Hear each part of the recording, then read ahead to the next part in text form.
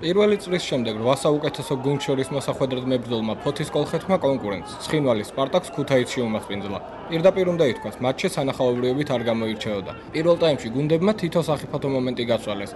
სურათი არც მეორე ტაიმში შეცვლილა. 59 წუთზე თემურ შონიამ ითამაშა კარგად. რამდენიმე მეტოქეც გვერდი აუარა და შარაშენიძეს დაუგორა, თუმცა ამ უკანასკნელმა ძალზე დარაზუსტად დაარტყა. 71 წუთზე შეხვედრის ერთადერთი გოლი გავიდა. დავით მეგრელიშვილი მეტოქით საჯარიმოში კარგი სოლო რეიდის შედეგად აღმოჩნდა და ბურთით სიცხვაიას გადააწოდა. ამ უკანასკნელის ახლო მანძილიდან დარტყმული მეკარე ზაგანიამ მოიგერია, მაგრამ დამატებაზე ისევ მეგრელაძე მივარგა და ანგარიში გახსნა. 75 წუთზე ფოთელები სხვაობის გაზრდასთან ახლოს იყვნენ, მაგრამ კუთხურიდან ჩამოწოდებული ბურთი ცხინვალელთა კარს ოდნავ ასწდა. მატჩის ბოლომდე აღარაფერი შეცვლილა და მასპინძლებმა უმნიშვნელოვანესი 3 ქულა მოიპოვეს. მე მგონი უპირატესობას მაინც ვფლობდი და საერთო ჯამში ალბათ უფრო ჩვენ ვიმსახურებდით გამარჯვებას.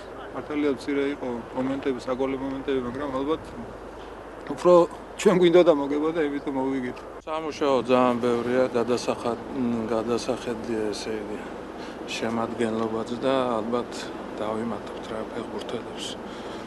ახალი გუნდის შენება მოგვიწევს.